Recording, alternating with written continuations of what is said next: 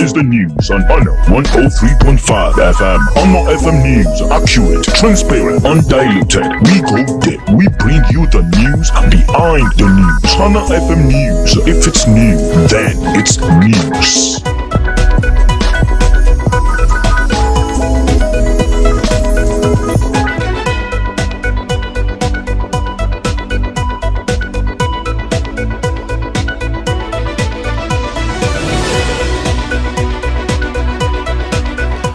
A wonderful afternoon and welcome to the World News on Honor 103.5 FM. Here are the headlines.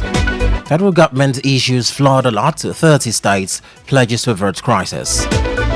On Japa syndrome, youth need capital, not 10,000 naira freebies, says AFDB's Adeshina.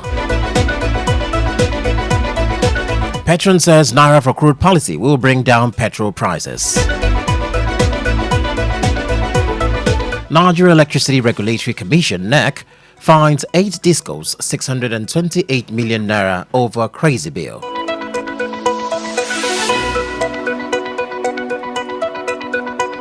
On the foreign scene, UN chief says Israel has turned Gaza into a killing field.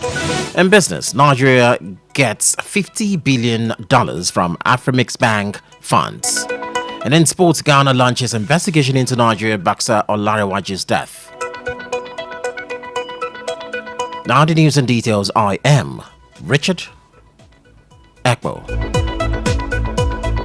Let's begin with reports that the federal government has announced that the states would witness heavy flooding between April and November.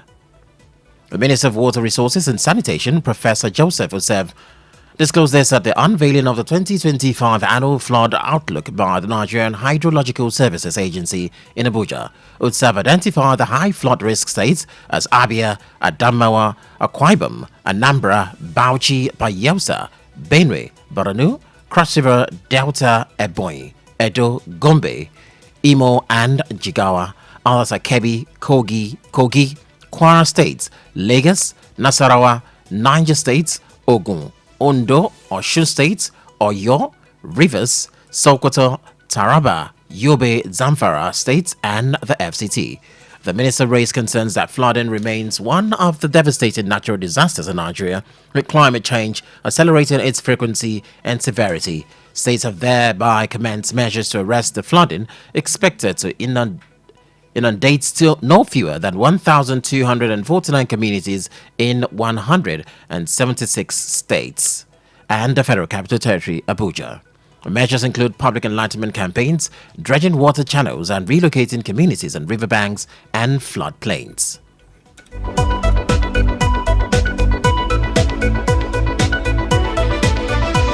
The Petroleum Products Retail Outlet Owners Association of Nigeria, Petron, has expressed strong support for the Federal Executive Council's recent approval of the continuation of the Naira for crude policy, a move the association believes could mark a turning point in the country's energy sector.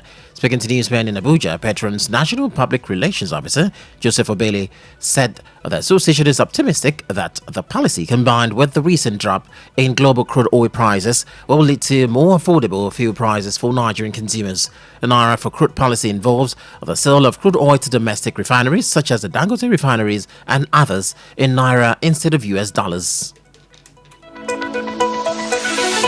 Meanwhile, the Nigerian Electricity Regulatory Commission (NEC) has fined Abuja, Ekpo, Enugu, Ikeja, Jos, Kaduna, Kano, and Yola electricity distribution companies the sum of 628,003 million naira for non-compliance with the capping of estimated billing for unmetered customers.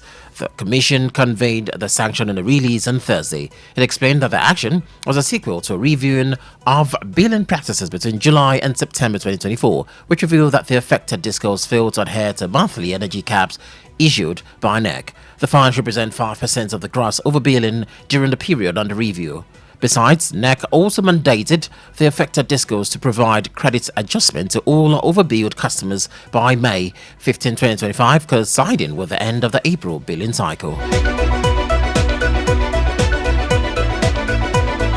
The president of the African Development Bank AFDB, Akinwumi Adesina, says Africa's youth bulge is a demographic asset that has to become an economic asset through rigorous investment in human capital development and financing.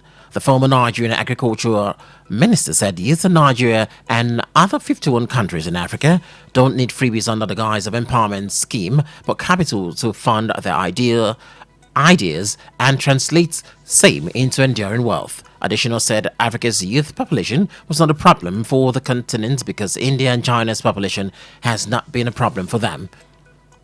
The economist lamented the migration phenomenon known as Japa in Nigeria, saying it is a big loss to Nigeria and the African continent.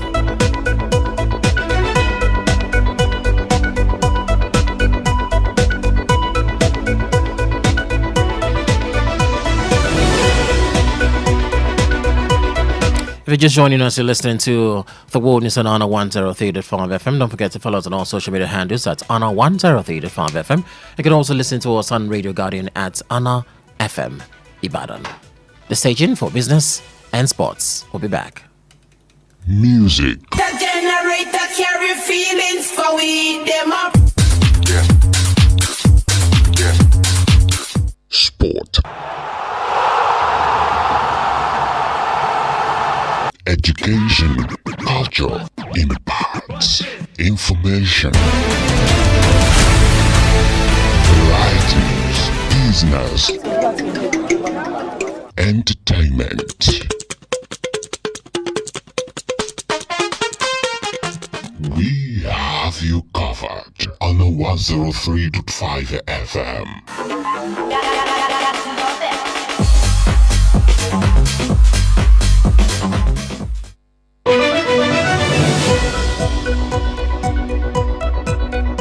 This is the news on Honor 103.5 FM. Honor FM News. Accurate, transparent, undiluted. We go deep. We bring you the news behind the news. Honor FM News. If it's new, then it's news. You're welcome back from the break. If you're just joining us, remember you're listening to The World News on Honor 103.5 FM. You could watch us live on Facebook at Honor FM 103.5 and on YouTube at Honor FM 103.5.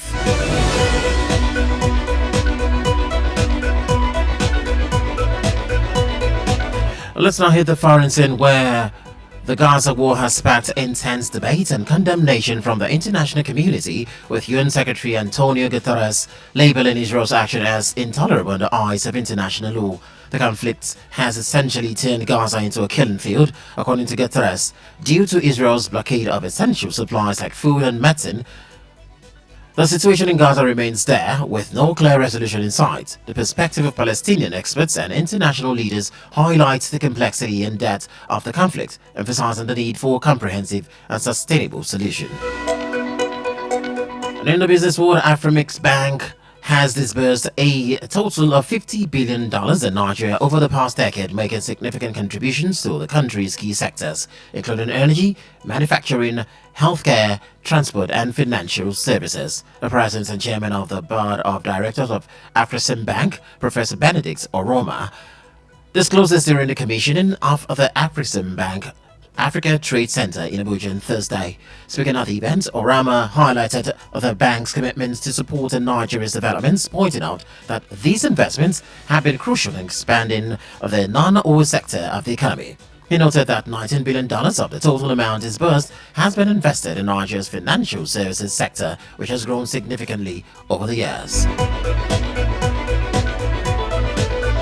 And in sport, the Ghanaian Minister of Sport and Recreation, Kofi Adams, has established a 7-man committee to probe the death of a Nigerian boxer, Oluwasegun Olanrewaju, popularly known as Success Olanrewaju, 40, who collapsed during a bout at the Trust Sport Emporium Boxing Arena in Accra on March 29, 2025, and was later pronounced dead at the Kolebu Teaching Hospital. The committee, headed by Major Retired Amakai Amateifo, will investigate the circumstances surrounding Olanrewaju's death, including whether the organizers of the Boxing League match followed international standards to prevent the tragedy. The Nigerian Boxing Board of Control has raised concerns about negligence on the part of the Ghana Boxing Authority, citing irregularities such as weight differential issues and lack of pre-fight medical examination.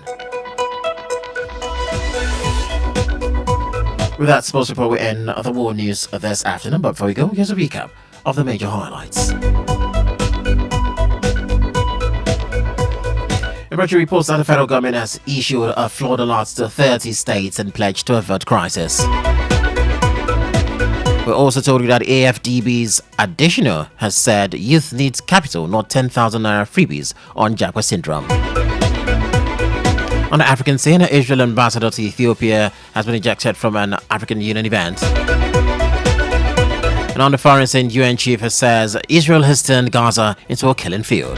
In business, Nigeria has gotten $50 billion from Afrexim Bank funds. And in sports, Ghana has launched investigations into Nigeria boxer Olariwaju's death. Don't forget you can view us live on our website www.honor1035.net. You can watch us live on Facebook on Honor 103.5 FM. Thank you for listening. I am Richard Ekpo. Good afternoon. Join us at 1 for the world news in Yoruba.